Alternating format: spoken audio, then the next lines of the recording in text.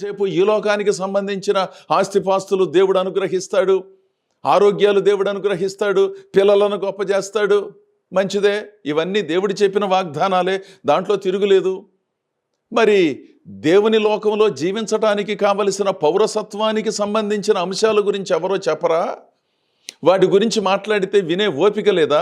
ఎంతసేపు నాకు శుభం జరుగుతుంది, ఈ లోకానికి పరిమితమైన సంగతులతోనే మనం సరిపెట్టుకుంటూ వెళదామా? వాటితో పాటు దైవ సంబంధితమైన సంగతులను పరిశీలన చేస్తూ యథార్థమైన భావముతో దేవుడు మనకు త్రోవ చూపించినట్లుగా మనం ముందుకు వెళదాం. మూర్ఖుల స్వభావము వలన వారికి చాలా నష్టం కలుగుతుంది. అలాంటి దైవ విరుద్ధమైన స్వభావానికి దూరంగా ఉండి దేవుని స్వభావమును, దేవుని ఆలోచనను, అద్భుతమైన భావజాలాన్ని పొందుకుంటూ బాధ్యతగా భక్తి చేద్దాం.